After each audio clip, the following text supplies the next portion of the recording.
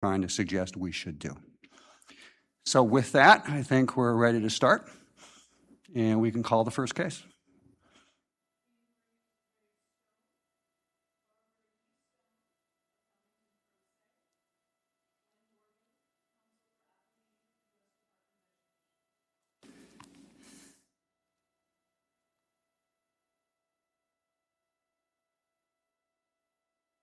Know that we see Ms. Stone.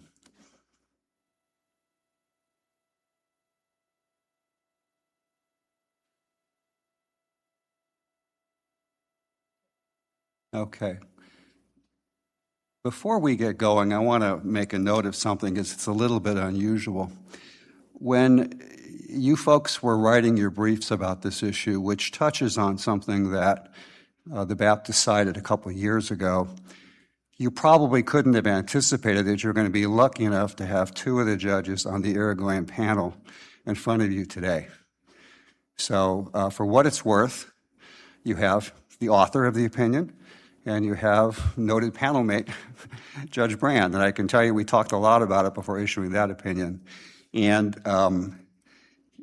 to the extent that there are arguments about Irigoyen back and forth, we look forward to them, and we look forward to your other good arguments about the Taggart issues. So just get that a little bit out of the way. Okay, Ms. Stone, are you ready to go? Go ahead and make your appearance. Yes, good morning, Your Honors. Barbara Stone. Can you hear me? I can hear you. And can you tell us how long you want to reserve for rebuttal? Yes, please. I'd like to reserve 10 minutes for rebuttal. 10, okay. 10 minutes it is. And yeah, with the panel's permission, I have a very brief opening. First on discharge error, and then a little on how that error affected the Taggart ruling. You may proceed. Thank you, sir.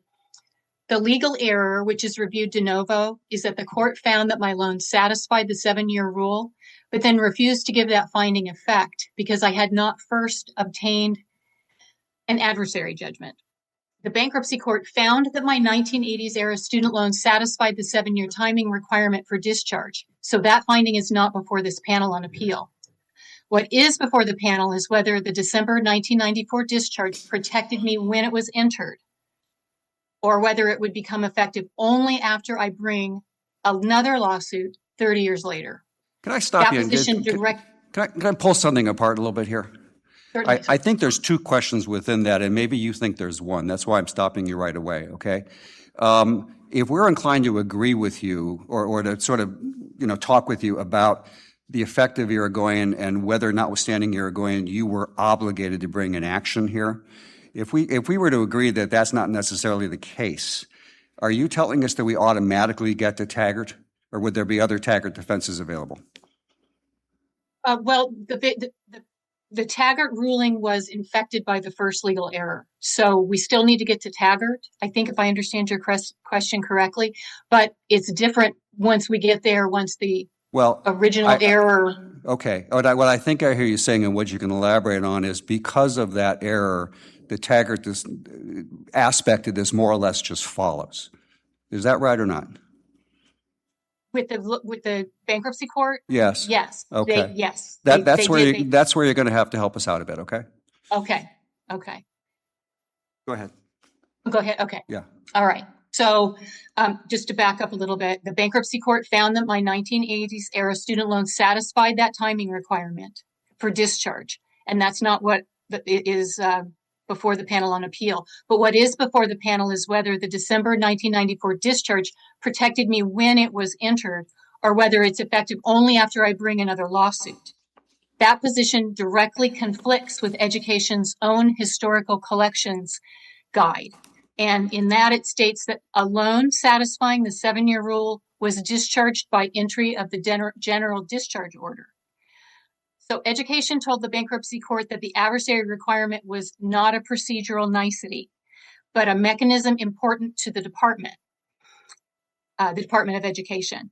Education has gone on the record several times saying that even if I obtained an adversary judgment, then the loans would be discharged only on the date of the new order, not the date of my 1994 discharge order.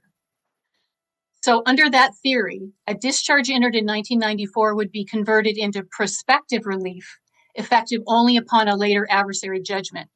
30 years of collection would fall outside the discharge injunction, Education would be shielded from contempt, and I would be left without a contempt remedy for the Treasury offsets that they took through those years. Can I stop you for one more point? I'm sorry. Yes, sir. What's in front of us, we're not going to make any fact findings here, right? We're an appellate court. So to the extent that there was some activity that predated the DOE, that's not something we can do anything about today. You understand that, right? Well, when you say, I'm sorry. When you say to the extent predated the DOE, I'm not sure I understand what well, if you have an issue with the activities of some, and whoever was collecting this loan before the Department of Education took an assignment, that's not in front of us today. Okay? I would respectfully disagree with that point. You can respectfully disagree all you want, but go ahead. And I can tell you the reasoning why. Okay. Is because that collection chain was directly under the authority of the Department of Education and the system that they put in place. So everything that they inherited when they did take assignment, and I know that they keep bringing up that 2013. Well, did you look at their assignment agreement? No, sir, I didn't. Okay. But I'm not sure. I'm not sure we know. If I were you, I would make your better points. Okay. Okay. All right.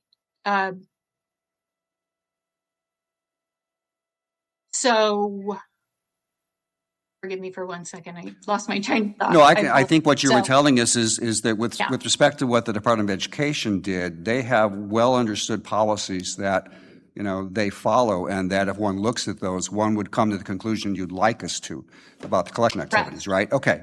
Yes, because they agreed with the statute. Okay. And their rules followed the statute as it was intended in pre-1998 bankruptcy. Got it. So if they had followed their own guidance based on the actual facts of the statute, probably wouldn't be where we are today. Okay. The 30 years wouldn't have been, nothing like that would have happened. So, all right. So should I move on to the Taggart aspect of it? Yes. No, you're within your 10 minutes, but you go right ahead. Okay. Okay. All right. So I can talk a little bit about Irigoyen. It's your time. You go ahead. Okay. All right. Well, Irigoyen confirms the proper sequence. You both, the panel knows this, where a debt is accepted only if it actually falls within Section 523A8. Otherwise, it's discharged by the general discharge order. And my loans did not fall within 523A8's exception as of the petition date. So what the bankruptcy court replaced that statutory sequence with an adversary first rule. And so that is the legal error. So I just wanted to be clear about that because I know you wanted me to state that right up front. So then as far as Taggart is concerned, that same adversary error infected that contempt analysis. The bankruptcy court treated the absence of an adversary as education's fair ground of doubt for continuing to collect. And once that error is corrected, then the question is whether they had a reasonable basis to keep collecting. And I do see that I'm well into my time. No, it's up to you. It's up to you. Okay, well, I'll go ahead and continue then. Yeah. So going to the sworn evidence and what is kind of obviously called, or obviously can be referred to as the Lowry Declaration. Education chose to submit a declaration to support its claim that it lacked knowledge and had a reasonable basis to keep collecting. I know that they didn't bear the burden of disproving knowledge, but once that education put that declaration forward, Taggart and Zilog required consideration of what they said, what they didn't say, and what they omitted from their own records. And on those central questions, the only sworn evidence education submitted was that 2-page Lowry Declaration, and all the rest was attorney argument. And the omissions in that declaration were very significant. It didn't deny knowledge of the bankruptcy or identify when education first learned of it. It didn't state education searched its records for the bankruptcy information or explain whether the NSLDS or the ECMC transfer contained bankruptcy information. And those central questions remained unanswered. I think because I'm going so far into my time, I will reserve the rest for rebuttal and go ahead and pass it back over to you. Okay, thank you very much. Let's turn to the appellee. Good morning. May it please the court. My name is Glenn Dorgan. I represent the Department of Education. I'd like to emphasize two matters up front, Your Honor, and I welcome questions. The first is that the court's decision was stated. The court found that there was a requirement that Ms. Stone proceed with an adversary action, and that Irigoyen didn't apply. But turning to Taggart, the court considered the alternative argument, that is, that it was wrong, that in fact no adversary action was required by Ms. Stone, and that Irigoyen did find that it was discharged as of the general discharge order, and that went on to consider the Taggart factors to include no evidence of notice of the bankruptcy to the Department of Education, the fact that the department took assignment in 2013, the fact that when it took assignment, the records that it had suggested that the loans were in fact first becoming due within the 7-year period. But does that mean, counsel, that I know everybody's focused on AA, but your arguments pertain to much more than just student loans, so, and the discharge generally. So when lenders assign a note, then the lender that gets it doesn't have to worry if there's a bankruptcy filed, and then go ahead and try and collect? I don't know that I wouldn't offer such a sweeping argument, Your Honor. Your question actually dovetails into my second point, which is that I want this panel to appreciate the procedural history of this case. Well, can I interrupt you for 1 second? And I think, see if I got your first argument right. It's even if Judge Merrim mistakenly cabined Irigoyen, under Taggart, you would win anyway. Is that fair? That's what I thought you were saying. Okay. By the way, I think you did an excellent job of listening to the questions we had from Ms. Stone. I think you realize that we think there's two separate issues here too, but you go ahead now. And I wanted to touch base quickly on the procedural history of this case, and bear with me briefly. I think this is relevant. When this motion was filed, there was a government shutdown.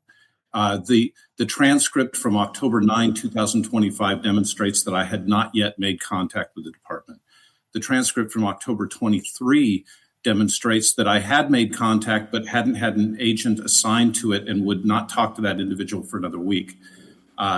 November 13 transcript demonstrates that I had breached that contact, had secured the debt detail, which showed which shows the reference to the loans being due within the 7-year period, not outside, and that we filed our opposition brief on November 24. I emphasize this because I cannot answer, forgive me, Judge Spraker's question fully, because I'm limited to the information that I had within that less than a month of investigation into this matter, and so what the relationship of the assignment was, I don't know. What the assignment terms were, I don't know. What investigation was conducted in 2013 when the assignment was taken, I don't know. This because this case was presented as a contempt motion on such a truncated schedule, I can't answer those questions because it's not in the record. Well, can I make two quick points to you? Sure. It's hardly unusual to have a motion for contempt in these circumstances. So if you think there's an AP necessary, maybe there is, maybe there isn't. That's hardly anomalous. If your broader point is, if we're taking an intelligent look at Taggart, a standard as open-ended as no fair ground of doubt really ought to be mindful of all the circumstances and should not create a particular per se gating rule. If you didn't do X, you could have no fair ground of doubt. Is that a fair synopsis? I think that's a fair synopsis. Okay, that's what I think we're hearing you say, right? That you took this in this fashion and we can't assume you had any other duties. Whether we agree with it or not, that's the idea. That's the idea, Your Honor. Okay, I got it.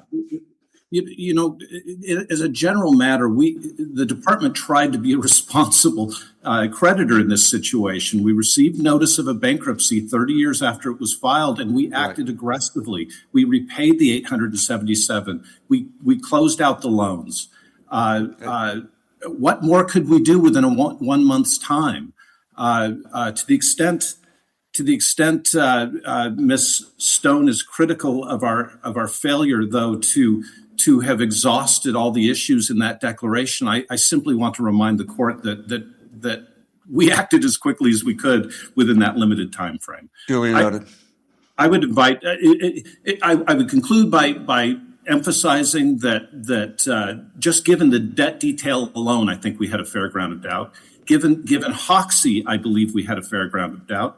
And Irigoyen, forgive me, I think the court was correct in noting that this case is analogous to the Albert Sheridan case. If Irigoyen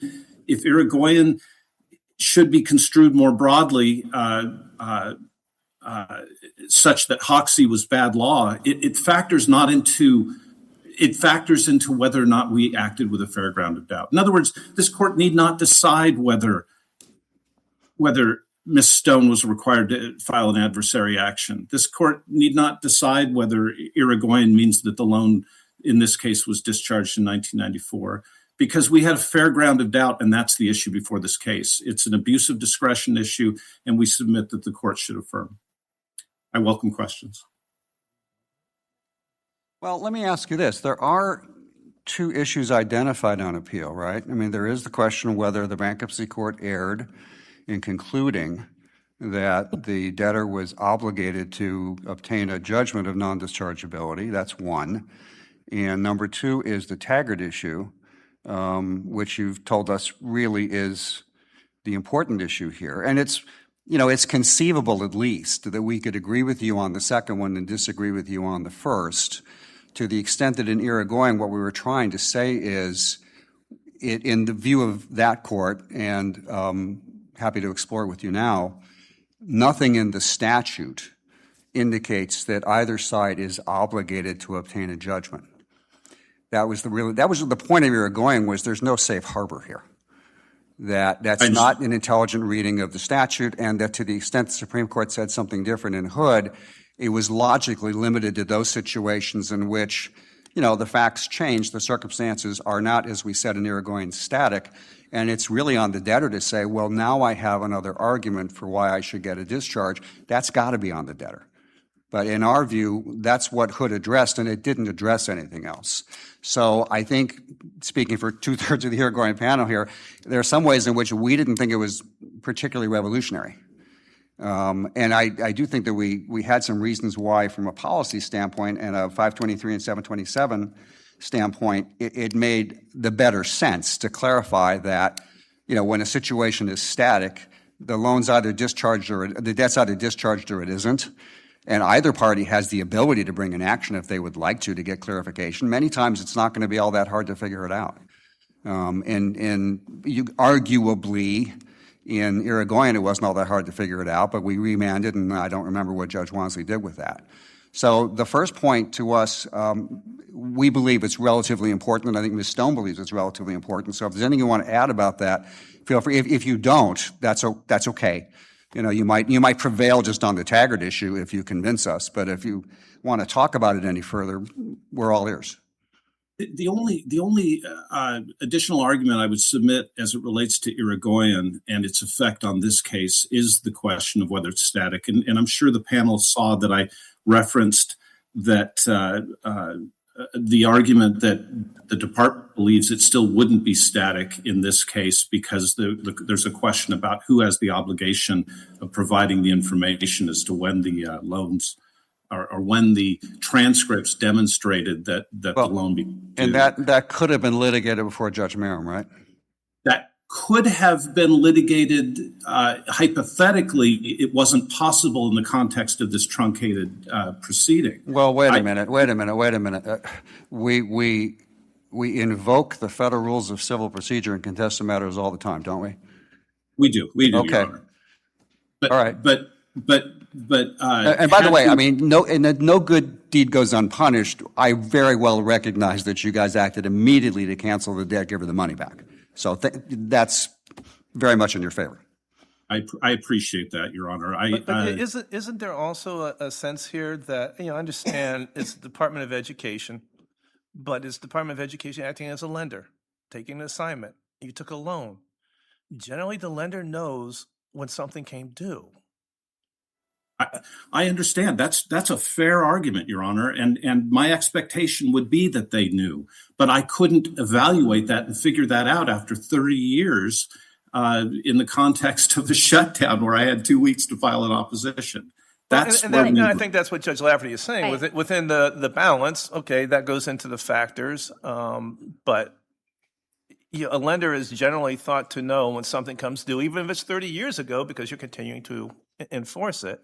And, part of it is when you get the assignment, you get the loan as it sits.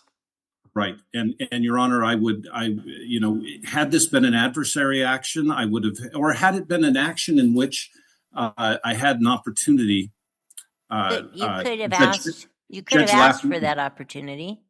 That's understood and recognized, and I appreciate that, Your Honor. I did not ask for an opportunity to put this out over for, say, 3 or 4 months so that I could collect the servicer records, so that I could try to find somebody with institutional knowledge at the department who understood what those records meant 30 years ago. I could have done all those things. I didn't because the tenor of the proceedings were such that quite honestly, in addition to refunding the money and zeroing out the loans, we thought we were acting responsibly as a creditor to get this issue in front of the judge as quickly as possible. It's a little more complicated than that, right? Because I get your point, but we're trying. It seems like you would like to force that within the initial question, which is there technically contempt? But there's the next question: what's the consequence if there was? And what I'm hearing from you is we did everything could within the time we did. That may go to the second question rather than was there a violation if we accept this, right? I mean, you still have to get around the point that you convinced a bankruptcy judge that you were right. That would seem to indicate, wouldn't it, that there was some ground of doubt? There was, Your Honor, that's my position here today, is that this case is about whether there was a fair ground of doubt. But that gets back to the first point you were making, trying to avoid the question of the adversary. It seems like the question, the doubt may well be whether an adversary was required. That was part of the fair ground of doubt, is whether there was an adversary required, Your Honor. And this panel may decide that in as it relates to the 7-year rule, the 5-year rule, what have you, that those are automatically discharged as of the general discharge. It may find that is consistent with Irigoyen, but it does not affect this Judge Merrim's underlying decision that we acted with a fair ground of doubt. Yeah, the language that you accurately quoted from Irigoyen, Ray, a qualified student loan would ordinarily require a debtor to get a determination, assumes a couple things. First of all, that what we're talking about there in the context of the statute that was relevant in Irigoyen was purely hardship discharge versus whether it really was a debt qualifying under student loan. But a question for us is whether, if Irigoyen came to the concept that a static situation provides nobody a safe harbor, is there any reason to look at that differently when the question is merely, was this within 7 years or not? I mean, it's equally, I take your point that you might have had some factual issues you would have developed, but as a principle, the question is, why wouldn't Irigoyen apply the same way if it were static and it were determinable? I agree with Your Honor. At a principle, Irigoyen, in the hypothetical or given the framework of the questions, that would be static and would be discharged as of the time of the general discharge. Okay. We don't. I don't dispute that. Nor did I dispute that in front of Judge Merrim, except to note that I would have liked an opportunity to evaluate those static issues. I got it. Recognizing that I did not ask for more time to do that. Right. Okay. I'll submit on that, Your Honor. Judge Gibran, Judge Breger. All right. Thank you very much. Thank you. Okay, Ms. Stone, you've got a little over 7 minutes. Thank you very much, Your Honor. There was a lot in that. I would like to say right off the bat that the whole concept of it being a really condensed and speedy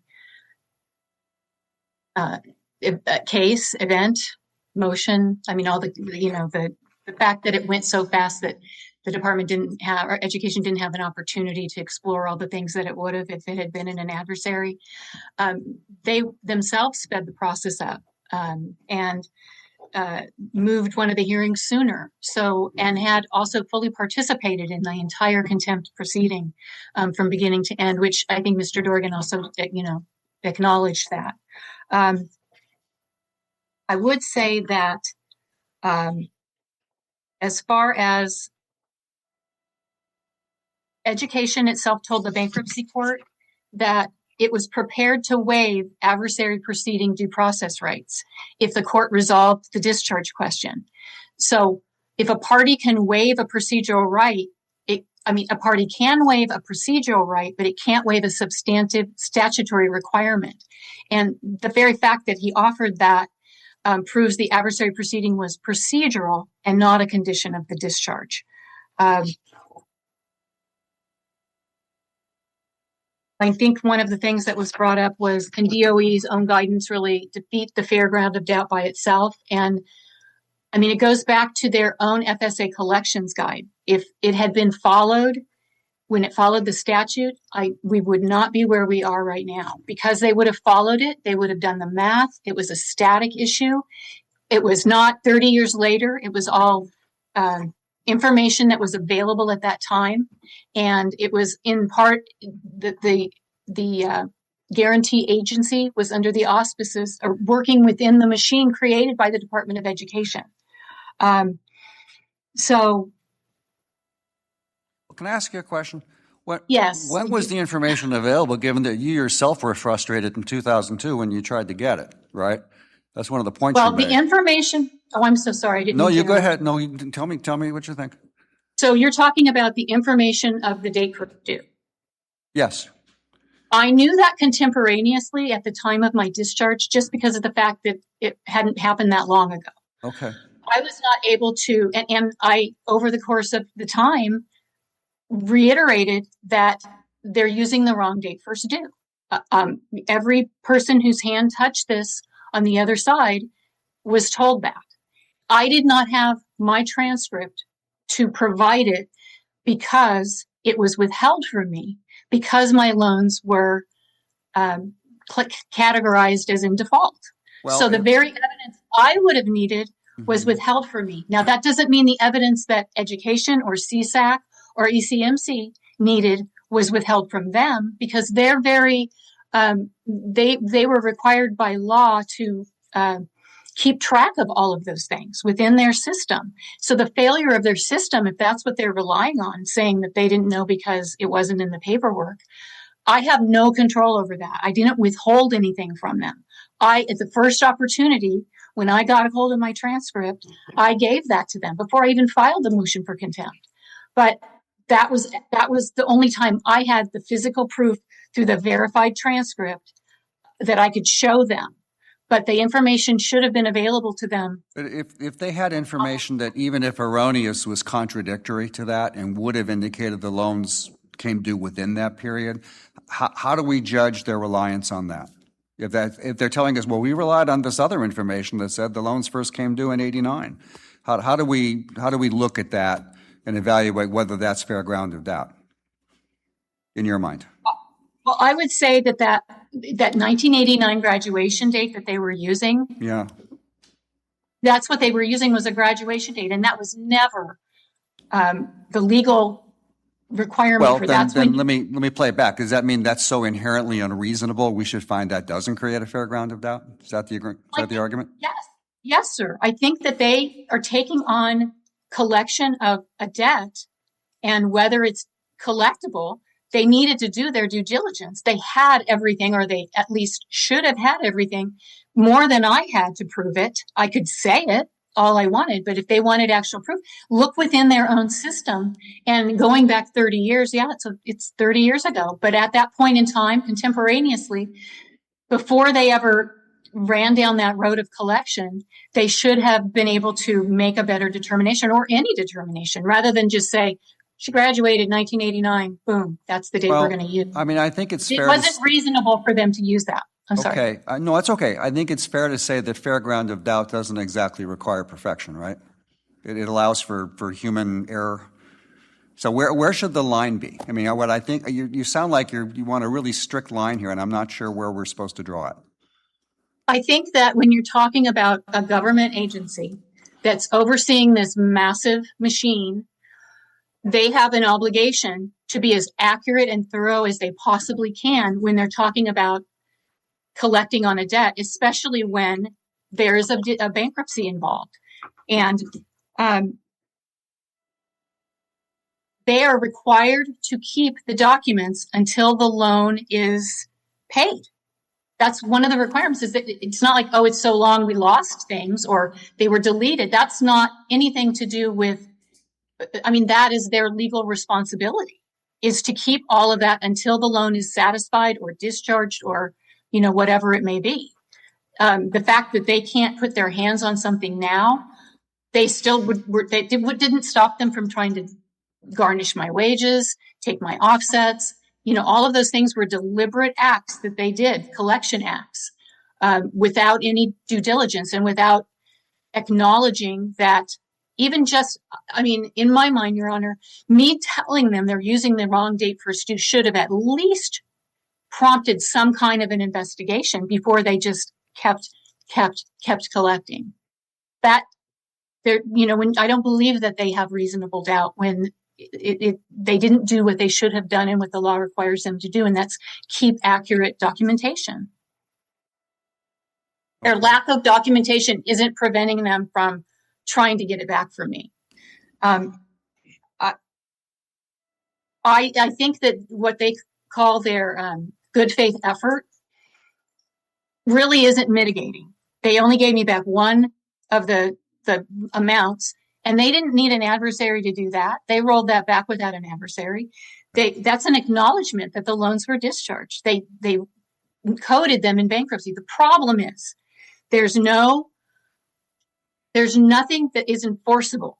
Just them doing it out of the goodness of their heart is great, but it's not something that's enforceable for me. It's not something that I can take if they decide later to come after me again. I have no protection that I should have had from that 1994 discharge. And the whole thing, I really want, and the whole fact is saying, even if I had done an adversary, it wouldn't even count as being discharged until that date, not 1994, but that date. So I don't have any way without a contempt finding to get back money that was taken. You're about a minute over your time. Oh, I apologize. So I think you've made very good arguments. Thank you very much. The matter's submitted. Thank you. We'll do our best to get you a written decision as soon as we can. Thank you, Your Thank Honor. you both for your excellent arguments. This is very well done. Thank you. Okay. Call the next matter.